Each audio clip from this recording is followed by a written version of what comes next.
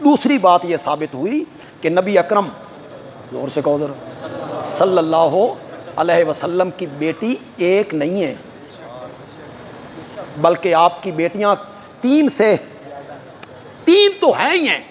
یہ قرآن کی نص ہے، نص، چھوڑیے کتابیں، حدیث میں کیا لکھا ہے، تاریخ میں کیا لکھا ہے چھوڑ دیجئے اسے، ان پر جرح بھی ہو سکتی ہے، ان کی تحقیق بھی ہو سکتی ہے، پرکھ بھی ہو سکتی ہے۔ یہ قرآن ہے، قرآن نص ہے، اس کے ماتھے کا جھومر ہے، ذالک الکتاب، یہ نص ہے اس بات پر کہ جب یہ آیت اتر رہی تھی تو میرے نبی کی کم از کم 3 بیٹیاں تو موجود تھی، صرف ایک بیٹی کا انتقال ہو گیا تھا، حضرت رقیہ، ان کا انتقال بدر کی فتح کے دن ہوا، ان کا انتقال ہو گیا تھا۔ باقی آپ کی 3 بیٹیاں حضرت سیدہ زینب، حضرت سیدہ ام کلثوم اور حضرت سیدہ فاطمہ رضی اللہ تعالی عنہن، یہ تینوں بیٹیاں اس وقت حیات تھیں جب یہ آیت اتر رہی۔ یہ کتنی واضح آیت ہے، مجھے خدا گواہ تعجب ہوتا ہے، تعجب ہوتا ہے اس بات پر، کتنی دیدہ دلیری ہے، کتنی ہٹ دھرمی ہے اور خوف خدا سے بے پرواہی ہے کہ لوگ بے دھڑک میرے نبی کی بیٹیوں کا باپ اور بناتے پھرتی ہیں۔ یہ تو نبی پاک کو ایذا دینا نہیں ہے نا، یہ تو نبی پاک کو ستانا نہیں ہے نا، بیٹیاں آپ کی ہیں اور وہ کہتے ہیں نہیں، یہ حضرت خدیجہ کے پہلے خامن سے تھی، حضرت خدیجہ کے پہلے خامن سے، جس کو ہم کہتے ہیں پچھلگ، یعنی پہلے خامن سے یہ بیٹیاں پرورش آپ نے کی تھی۔ میں نے کہا آپ کی بیٹیاں نہیں ہیں، زید بھی تو آپ کا بیٹا نہیں تھا، آپ نے بیٹا بنایا ہوا تھا، پھر قرآن نے تردید نہیں کی، ما کان محمد ابا احد من رجالکم، اس کی بھی تردید کرنی چاہیے تھی کہ یہ 3 بیٹیاں آپ کی نہیں ہیں، یہ حضرت خدیجہ سے پہلے خامن سے ہیں۔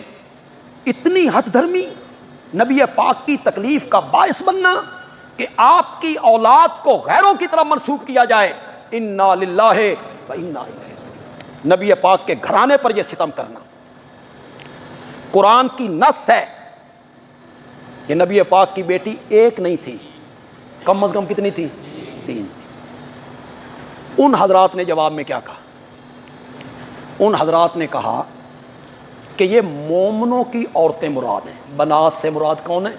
کلمہ پڑھنے والی بیویاں، چونکہ نبی قوم کا باپ ہوتا ہے، نبی کی بیویاں مائیں، آپ روحانی باپ ہیں، اس لحاظ سے کلمہ پڑھنے والی عورتوں کو آپ کی بیٹیاں قرار دیا۔ یہ کٹ حجتی پیش کی گئی۔ ہم نے کہا جناب اللہ کو پتہ تھا کہ یہ کٹ حجتی تم نے پیش کرنی ہے، اس لیے جب بناتکا کا لفظ بولا نا، اس کے بعد اللہ نے کہا وَالنِّسَاءِ الْمُؤْمِنِينَ، جی بنات کو الگ ذکر کیا اور مومنوں کی عورتوں کو الگ ذکر کیا۔ مومنوں کی عورتیں مراد ہوتی نا تو نساء المومنین کہنے کی ضرورت نہیں۔ پھر مزے کی بات یہ ہے، آپ یقین کریں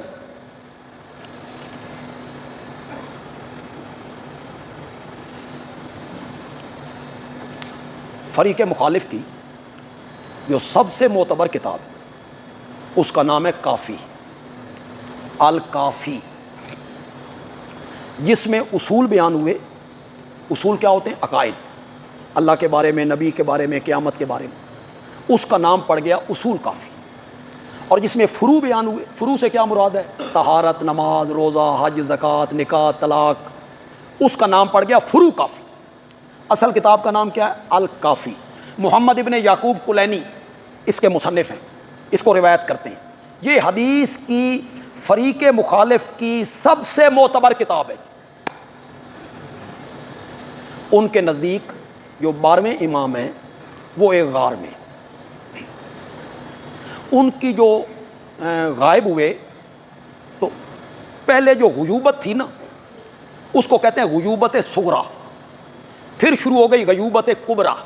غیوبت صغریٰ جب تھی نا تو کئی لوگ ان سے ملاقات کرتے تھے غار میں جا کے، پھر وہ ملاقاتیں بند ہو گئیں، اب غیوبت کبریٰ شروع ہو گئی ہے، اب ان سے کوئی بندہ مل نہیں سکتا۔ محمد ابن کلینی ان لوگوں میں شامل ہے جس کی ملاقات تھی 12ویں امام سے، غار میں ملاقات تھی اس کی محمد ابن یعقوب کلینی کی، اور اس نے محمد ابن یعقوب کلینی نے یہ کتاب لکھ کے ان کو پیش کی تھی کہ یہ میں نے حدیث کی کتاب لکھی ہے جس میں آئمہ سے سند لی گئی، آئمہ کے اقوال ذکر کیے گئے، اور آئمہ کے ذریعے نبی اکرم صلی اللہ علیہ وسلم کے کچھ ارشادات اس میں نقل کیے گئے۔ حضرت جعفر صادق رحمۃ اللہ علیہ، حضرت محمد باقر رحمۃ اللہ علیہ، ان کے کئی ارشادات اور ان کی سند سے کئی حدیثیں اس کتاب میں ذکر ہیں۔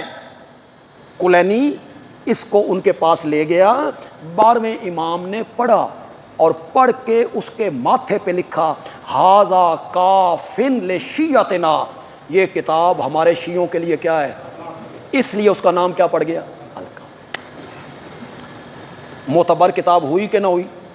یہ ہے جی اصول کافی، اس کا صفحہ 339، جلد 1 پہلی جلد صفحہ 339 ہے جی، اس میں یہ لکھا ہوا ہے نبی پاک کا قول آئمہ کی روایت سے، اس کو پرکھیے، دیکھیے، سمجھیے، قول موجود ہے آئمہ کے ذریعے، اور قول بھی امام الانبیاء حضرت محمد مصطفیٰ صلی اللہ علیہ وسلم کا۔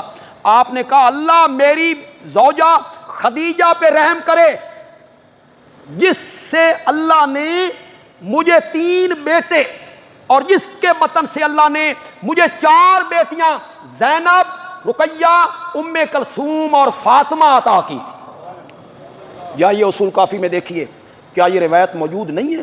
اور خدیجہ کے بطن کا، خدیجہ سے مجھے یہ بیٹیاں ملی، کیا اس میں ذکر نہیں ہے؟ یہ ایک حوالہ میں نے پیش کیا، حیات القلوب صفحہ 558 ہے، جلد 2 ہے، یہ 4 جلدوں میں حیات القلوب۔ لکھنے والے کون ہیں؟ ملا باقر مجلسی ہیں، 11ویں صدی کے مجتہد ہیں، اور فریق مخالف کا اتنا بڑا عالم ہے کہ آپ سوچ بھی نہیں سکتے۔ اس نے اپنے مسلک کی اتنی خدمت کی ہے نا کہ شاید کوئی بندہ اس کے مقابلے میں نہ آئے، اتنی خدمت کی ہے اس نے اپنے مسلک کی۔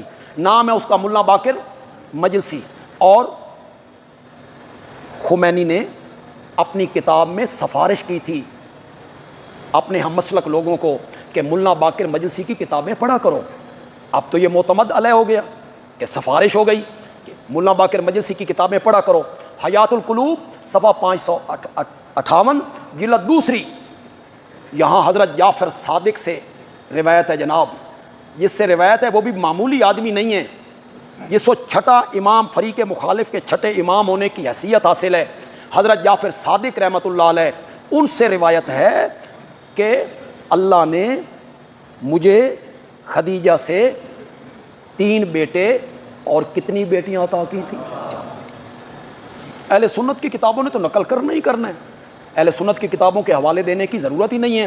دیوبندی، بریلوی، اہل حدیث، تینوں مکاتب فکر کے جو علماء ہیں وہ اس بات پر متفق ہیں کہ نبی اکرم صلی اللہ علیہ وسلم کی بیٹیاں جو تھیں وہ کتنی تھیں؟ 4 تھیں۔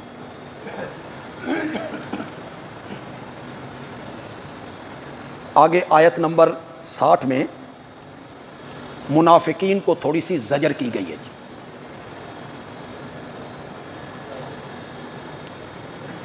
زجر یہ کی گئی کہ اگر تم اپنی شرارتوں سے باز نہ آئے نا، اور اپنی بری بری اسکیموں سے باز نہ آئے، یہ کیا کرتے تھے؟ افواہیں پھیلاتے رہتے تھے، افواہیں۔ فلاں جگہ پہ جو لشکر گیا تھا جی شکست کھا گیا ہے، چلو ایک افواہ پھیلا دو، لوگوں میں تجسس پیدا ہو۔ فلاں جگہ پہ جو لشکر گیا تھا اس میں اتنے بندے شہید ہو گئے جی۔ فرمایا یہ اگر اپنی اس روش سے باز نہ آئے نا تو جو رعایت ہم ان کے ساتھ کر رہے ہیں وہ چھوڑ دیں گے اور ہم آپ کو ان پر مسلط کر دیں گے، پھر یہ مدینے میں رہ نہیں سکیں گے، بس اتنا ہی رہ سکیں گے جتنی دیر یہ اپنا سامان سمیٹ سکیں، انہیں دیس نکالا مل جائے گا، اور جہاں رہیں گے وہاں بھی انہیں آرام سے زندگی بسر نہیں کرنے دی جائے گی۔ یہ اگلی آیتوں میں یہ بیان ہوا جی۔ اس کے بعد آیت نمبر 63 پہ ہم آ گئے جی۔ یسألک الناس عن الساعۃ، لوگ آپ سے پوچھتے ہیں قیامت کے بارے میں۔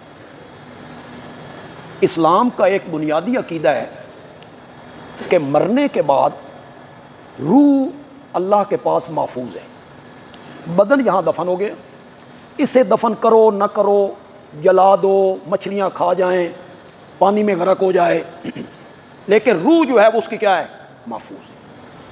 قیامت کے دن وہ روح اسی جسم میں واپس لوٹائی جائے گی، یہ ہڈیاں، پورے، ذرے اللہ اکٹھے کرے گا، اکٹھے کر کے وہ روح اس میں ڈالی جائے گی۔ وَإِذَا النُّفُوسُ زُوِّجَتْ، جب روحیں اپنے جسموں سے کیا ہوں گی؟ ملائی جائیں گی۔ مشرکین اس کے قائل نہیں تھے، یہودی قیامت کے قائل تھے، عیسائی بھی قیامت کے قائل ہیں، یہودی بھی کہتے ہیں قیامت آئے گی، عیسائی بھی کہتے ہیں قیامت آئے گی، اور یہ جو باقی مشرک ہیں نا، جیسے ہندو ہو گئے اور مشرکین مکہ ہو گئے، یہ قیامت کے قائل نہیں، یہ کہتے ہیں کیا جب ہم ریزہ ریزہ ہو جائیں گے، ہڈیاں ہو جائیں گے، سوا ہو جائیں گے، ہمیں دوبارہ بنایا جائے گا؟ اللہ تعالیٰ ان کی تردید کرتے ہیں جگہ جگہ، جس نے پہلی مرتبہ بنایا نا وہ دوبارہ بنانے پر بھی کیا ہے؟ اللہ قیامت کو ثابت کرتے ہیں۔ کئی جگہوں پہ اللہ نے قیامت کو ثابت کیا، ہم بارش برساتے ہیں، زمین بنجر ہوتی ہے، ہم اسے زندگی بخش دیتے ہیں، اس میں سے سبزہ، اناج زمین سے باہر نکلتا ہے۔ اللہ تعالیٰ یہ بیان کر کے آگے کہتے ہیں جس طرح زمین سے یہ سبزہ ہم نے باہر نکال دیا ہے، قیامت کے دن اسی طرح قبروں سے تمہیں بھی ہم نکال لیں۔